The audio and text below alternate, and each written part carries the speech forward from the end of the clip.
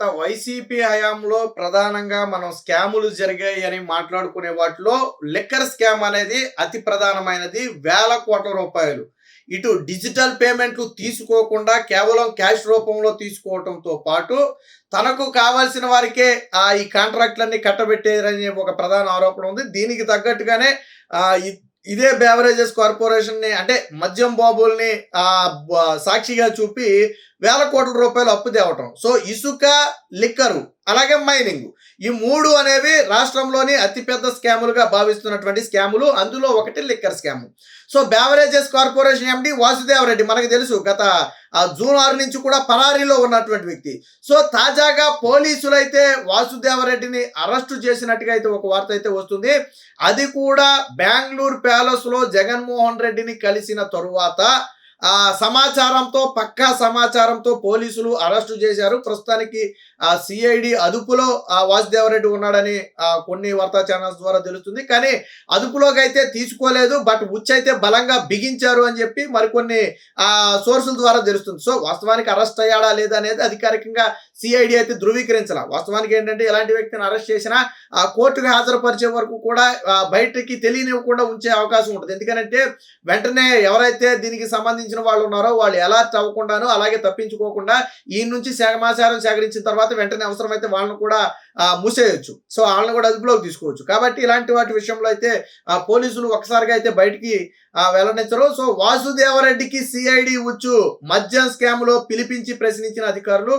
So ఏంటంటే పిలిపించి ప్రశ్నించారు అనేది మరొక వాదన. సో ఈ విచారణలో కొన్ని కీలక విషయాలను బయటపెట్టాడు. అయితే అంటే వాళ్ళ దగ్గర ఉన్న ఆధారాలు, వాసుదేవరెడ్డి చెప్పినటువంటి వాస్తవాలు ఏవైతే ఉన్నాయో ఇవన్నీ కూడా మ్యాచ్ అవుతున్నాయా లేదా అనేది సిఐడి అధికారులు అయితే పరిశీలిస్తున్నట్టుగా తెలుస్తుంది. మొత్తంగా ఎప్పుడైతే వాసుదేవరెడ్డిని సిఐడి అధికారులు అరెస్ట్ చేశారని కానివ్వండి, లేదా ప్రశ్నిస్తున్నారనే వార్త వచ్చిందో వైసీపీ నేతల్లో, కీలక నేతల్లో ప్రధానంగా వణుకు మొదలైంది. అందులో ప్రధానమైన వ్యక్తి జగన్మోహన్ రెడ్డి. ఈ లిక్కర్ స్కామ్ కి కర్త, కర్మ, క్రియ అంతా కూడా వాసుదేవరెడ్డి నడిపించాడు. బట్ ఈ స్కామ్ కు సంబంధించిన సొమ్ము మొత్తం ఎక్కడికి వెళ్ళిందా అంటే తాడేపల్లి ప్యాలెస్కి వెళ్ళింది అనేది ప్రధానంగా వినిపిస్తున్నటువంటి వాదన. ఇక ఇందులో చోటా మోటా వైసీపీ నేతలు లేకపోయారా అంటే చాలా మంది, ఈవెన్ విజయసాయి రెడ్డితో పాటు అనేక మందికి ఈ లిక్కర్ బ్రాండ్స్ ఉన్నాయి, వాటన్నిటిని కూడా ఇందులో పెట్టి అమ్మారు అనేది ప్రధానంగా వినిపిస్తున్నటువంటి వాదన. సరే, అదంతా విచారణలో బయటకు రావాలనుకోండి. ఎప్పుడైతే వాసుదేవరెడ్డిని అదుపులోకి తీసుకుని ప్రశ్నిస్తున్నారో దాంతో వాళ్ళ గుట్టు బయటపడుతుందేమోనని కొంతమంది కీలక వైసీపీ నేతలు అయితే ఉలిక్కి పడుతున్నట్టుగా తెలుస్తుంది. అవసరమైతే ముందస్తు బెయిల్కి, ఒకవేళ ఈయన గనక సమాచారం మొత్తాన్ని కక్కేస్తే అదుపులోకి తీసుకోకముందే ముందస్తు బెయిల్కి కూడా వెళ్ళటం బెటరా అనే ఆలోచనలో ఉన్నారు. బట్ పేరు రాకుండా ఇప్పుడే మన సంకలు గుద్దుకుంటే ఒకవేళ మన పేరు రాకపోతే మనం ఎందుకు ఇబ్బంది పడాలని చెప్పి మరికొంతమంది అయితే ఆలోచిస్తున్నట్టుగా తెలుస్తుంది. కీలక వివరాలు బయటపెట్టిన బేవరేజెస్ కార్పొరేషన్ మాజీ ఎండి ఆ వివరాలను ఆధారాలతో పోల్చి చూస్తున్న సిఐడి అధికారులు డిస్టిలరీల యాజమానులకు విచారించాక తదుపరి చర్యలు. మాజీ సీఎం జగన్ కు కూడా ఇక్కట్లే, అందుకే పెద్ద పెద్ద లాయర్లతో చర్చలు. ఎన్నికల ఫలితాలు వచ్చాక ఫైళ్లు, హార్డ్ డిస్కులు తీసుకెళ్లినటువంటి వాసుదేవరెడ్డి జూన్ 6 నుంచి అజ్ఞాతంలోనే. ఎందుకు వాసుదేవరెడ్డి మీద బలంగా ఆరోపణలు ఉన్నాయి, ఎందుకు ఈయనే కర్త కర్మ క్రియ అని మనం అంటున్నామంటే, ఫలితాలు వచ్చిన రోజు అమ్మన్నాడు. మొత్తానికి ఆయన అప్పటికే ఎన్నికల కమిషన్ ఈయన మీద వేటు వేసింది. అప్పటికి ఈయన ఎండీగా లేడు. అయినప్పటికీ కూడా కార్యాలయం నుంచి అధికారిక వాహనంలో కొన్ని పత్రాలను హైదరాబాద్లోని నానక్రామగూడలో ఉన్నటువంటి తన ఇంటికైతే తీసుకెళ్లడం జరిగింది. ఇది గమనించినటువంటి ఒక వ్యక్తి ఏదైతే కార్యాలయం నుంచి ఫైళ్లన్నీ కారులో వేసుకుని వెళుతున్న వాస్తవాన్ని గమనించారో అది కూడా అధికారిక చిహ్నం ఉన్నటువంటి వాహనంలో తీసుకెళ్తున్నారో దాంతో అనుమానం వచ్చినటువంటి ఒక వ్యక్తి తర్వాత సిఐడికి ఫిర్యాదు చేస్తే నానక్రామగూడలో ఇంట్లో సోదాలు చేస్తే కొన్ని కీలక డాక్యుమెంట్లు, హార్డ్ డిస్కులు దొరికాయి. ఈ స్కామ్ కు సంబంధించినటువంటి అనేక విషయాలు అందులో ఉన్నట్టుగా తెలుస్తుంది. వాటన్నిటిని పరిశీలించాకే ఇందులో స్కామ్ ఎంత జరిగింది, ఎంత డెప్త్ ఉంది, ఇందులో ఎవరెవరు ఇన్వాల్వ్మెంట్ ఉంది అనేది ఆ పత్రాల ద్వారా ఆ సిఐడి అధికారులు అయితే ఒక అంచనాకైతే వచ్చినట్టుగా ఉన్నారు. అసలు ఇంతకీ నానక్రామగూడలో వాసుదేవరెడ్డి ఉంటున్నటువంటి ఇల్లు ఎవరిదని ఆరాధిస్తే కర్నూలుకో నెల్లూరుకో చెందినటువంటి ఒక వైసీపీ నేత అంట, మొన్న ఎమ్మెల్యేగా కూడా పోటీ చేశాడు, పేరైతే బయటకు రాలేదు. ఆ వ్యక్తికి చెందినటువంటి ఫ్లాట్ లో ఉంటున్నాడట. మరి ఆ వ్యక్తి ఫ్లాటు ఎందుకు వాసుదేవరెడ్డికి వచ్చింది అనేది మనకు తెలీదు. రెంట్కు తీసుకున్నాడా, లేదా కొనుక్కున్నాడా, లేదా వాళ్ళు ఏదైనా గిఫ్ట్ కింద ఇచ్చారా, లేదా కొంతకాలం తెలిసిన వ్యక్తి కాబట్టి ఉండమన్నారా అనేది ప్రస్తుతానికైతే తెలియదు. మరి ఆయన ఒక ఫ్లాటే వాసుదేవరెడ్డికి ఇచ్చేంత చనువు ఉందంటే మరి ఆయన ఏం లబ్ధి పొందాడు? ఈ డిస్టిలరీ ద్వారా, ఎందుకంటే ఈయన బెవరేజెస్ కార్పొరేషన్ ఎండి. సో లబ్ధి పొందితే దాని నుంచి లబ్ధి పొంది ఉండాలి. సో ఈ బెవరేజెస్ కార్పొరేషన్ నుంచి మరి ఇల్లు ఇచ్చినటువంటి ఎమ్మెల్యే ఎంత లబ్ధి పొందాడు? ఎందుకంటే హైదరాబాద్లో ఒక అపార్ట్మెంట్లో ఒక ఫ్లాట్ అంటే దాదాపుగా ₹1,00,00,000 దాకా విలువ చేసే అవకాశం ఉంటుంది. సరే అది ఎంత కాస్ట్లీ అనేది మనకైతే తెలియదు అనుకోండి, నేను ఎగ్జాంపుల్గా చెప్తున్నా. మరి అంత ఖరీదైనటువంటి ఫ్లాట్ వాసుదేవరెడ్డికి ఎలాగొచ్చింది అనేది కూడా మరి సిఐడి అధికారులు ఆ కోణంలో కూడా విచారించాలా. గతంలో ఈ విషయాన్ని అధికారులే బయట పెట్టారు. ఎందుకంటే వాళ్ళు వెళ్ళినప్పుడు ఇల్లు సొంతదా, ఎక్కడ ఉంటున్నారు, ఎన్నేళ్ళు ఉంటున్నారు, ఇలాంటి ఆరాలు బయటకు తీస్తారు.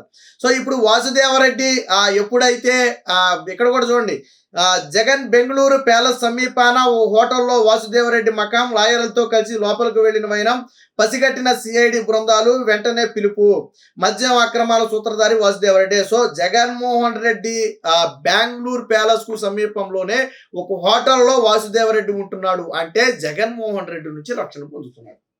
పక్క రాష్ట్రంలో ఉండి జగన్మోహన్ రెడ్డి యలహంక ప్యాలెస్ కు దగ్గరలో ఉండి వాసుదేవరెడ్డి పోలీసుల నుంచి రక్షణ పొందుతున్నట్టుగా అనుమానం. దీంతో పాటు లాయర్లతో కలిసి జగన్మోహన్ రెడ్డి ప్యాలెస్లోకి వెళ్ళినట్టుగా సమాచారం ఉంది. సో అది కూడా పెద్ద పెద్ద లాయర్లు.